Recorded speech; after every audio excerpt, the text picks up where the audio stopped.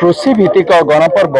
नुआखाई को नहीं जदि कहवा समग्र ओडिशा रे चलचंचल हो उठी एवं जदि आम कह गोटे ऐतिह्य रही पवित्र जो महिमा धर्मर धर्मावलम्बी मान रही से नुआखाई की नहीं महा आडंबर पालन कर सब बड़ कथा जोरंदा पर जदि आम कहवा जो पांचटी धाम कथा रही महिमा धर्मर अन्य एक वैशिष्ट्य रही जो उत्तर धाम रही कामाख्यानगर मढ़ीर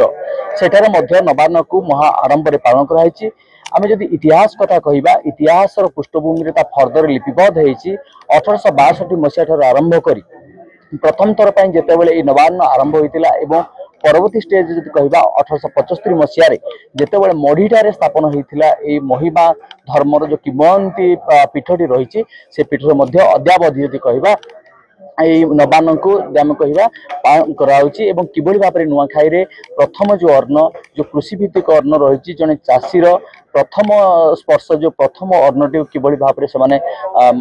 प्रथम आज भक्षण करती नहीं जो इतिहास रही कोट ना कोटी महिमा धर्मर गोटे बड़ किंवदंती सीधा सड़क आलोचना करी आप देखिपे ये हूँ महिमा पीठ मढ़ी रही आम निकट अच्छा सीधा सड़क आलोचना करिया महिमा साधु सत रही जितेबाला जदि आम कहवा महिमा स्वामी जितेबाला आसीथिले एवं तांकर कौन रही किभली भाव में नवान्न को गढ़ते कौन कहे ये जो घटना को आप किभली भाव देखुं जितेबाला महिमा धर्मर साधु आसीथिले एवं तापर नवान्न आरंभ होला कौन किनथिला घटना अलेख महिमा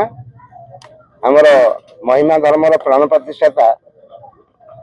प्रबुद्ध गुरु जोगेश्वर महिमा स्वामी 1862 1876 मसीहा पर्यंत दीर्घ 14 वर्ष काल पदव्रजर ढेंकानाल आठगड़ अनुगुल इत्यादि राज्य परिभ्रमण कर महिमा धाम तैयारी से महिमा धाम मध्य आम पंचधाम तैयारी जोरंदा ब्रह्मपुर अंगारबंध जक्का एवं कामेखाल धाम जोड़ा पूर्व मढ़ी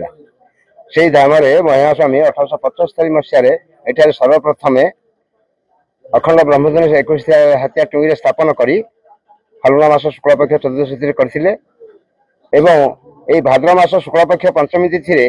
सर्वप्रथमे आमर ये मढ़ी ग्रामर समस्त ग्रामवासी समस्त महिमाधर्मी अटंती ये चतुर्पार्श्व महिमाधर्मी अटंती से प्रभु को प्रार्थना कले हे प्रभु आम जो नूतन शस्य उत्पादन कलु ताको कोठी लागी करी केमती करिवु महिमा स्वामी कहले आन ये समस्त जुआड़ कर क्षीर दही नड़िया कदली घृत मधु दधी दूध समस्त ये जोगाड़ कर समस्त आनी आगे प्रभु पाखे अर्पण कर तापर समस्त एकाठी बसी प्रभु भक्षण कर प्रभु प्रार्थना कर से दिन ठार 1875 मसीहा ठार निरवच्छिन्न भाव में कौन प्रकार बाधा विघ्न न रही से समय आमर शताधिक भक्त थे कि बर्तमान सहस्राधिक भक्त आसी जमा हो से नवान्न उत्सव पालन कर समस्त कर तद्रूप 2024 मसीहा भाद्रव शुक्लपक्ष पंचमी सेप्टेम्बर 5 तारिख रविवार दिन आज प्रातः समय ये आमर बर्तमान शून्य प्रमुख ठारे नूतन अन्न अर्पण सैला एनु बर्तमान प्रस्तुति प्राय सैला आउ अल्प समय पर समस्त साधु भक्त बसी ये से प्रभु प्रार्थना कर भक्षण करेंगे एवं शून्य प्रभु प्रार्थना कर प्रभु चलित वर्ष ये मानव समाज को जीव जगत को यथेष्ट रूप से खाद्य एवं शस्य प्राप्त हो समस्त सुस्थ रुहतु बोली समस्त प्रभु प्रार्थना कर निश्चित भाव में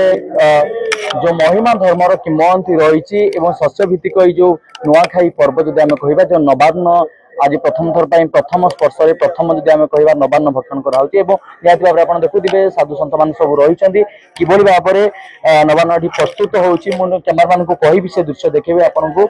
ये हूँ खाद्य प्रस्तुत चली यार जब आम कह अनेक किंवदंती रही कौट ना कौटी महिमा धर्मावलंबी मान जो रही यदि आम कह समग्र ओडिशा रे यार गोटे पृष्ठभूमि आम निकट अच्छा बाबा एठिकार जी रही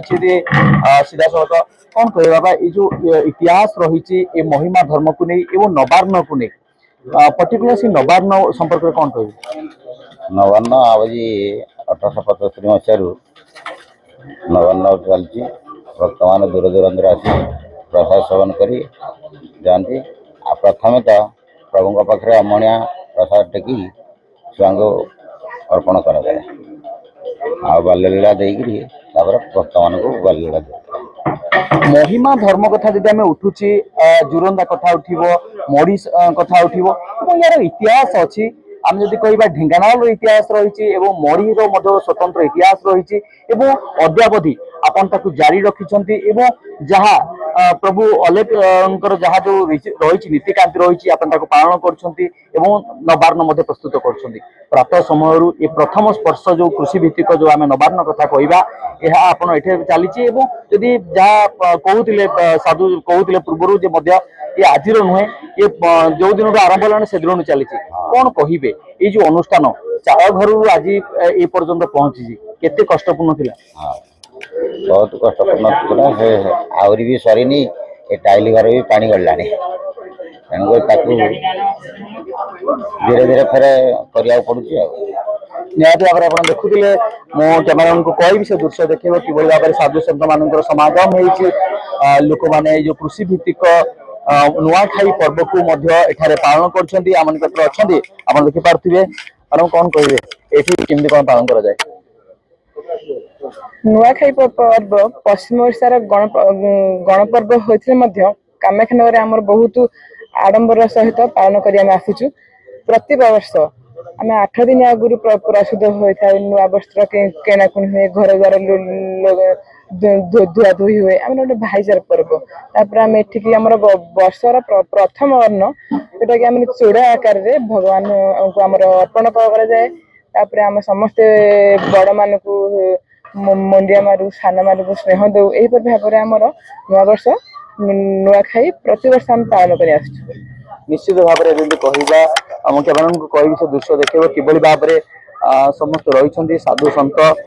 सन्यासी मैंने रही किभली भाव में से पालन कर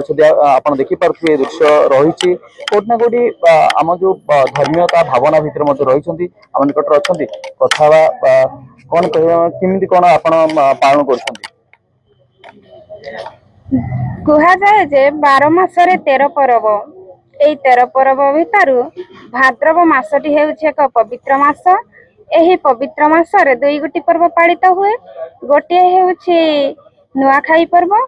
आउ अन्यटी हेउछि गणेश पूजा हेले एई नुआखाई पर्व आमको एक भातृत्वर भावना सिखाई थाए परस्पर मध्य गोटे एकतार सूत्र रे बांधिबा सिखाई थाए आउ आमर प्रति वर्ष भली यही कामाख्यानगर महिमा टंगी ठारे ए वर्ष मध्य नुआखाई रो आयोजन होइछि जोरंदा महिमा गादी साधु सन्थ आसी एवं एई पाखापाखी अंचल जेते भक्त पिता माता एठारे रुंडीभूत अछंती आ खूब धूमधाम रो सहकारे नुआखाई पर्व पालन करुछंती निश्चित भाव में आप देखुले जहाँ प्रतिक्रिया रखुले कौटि ना कौटि महिमा धर्मर ये हूँ गोटे बड़ जदि आम कह अनुष्ठान और सब बड़ कथा हूँ जो नीतिकांति से पालन कर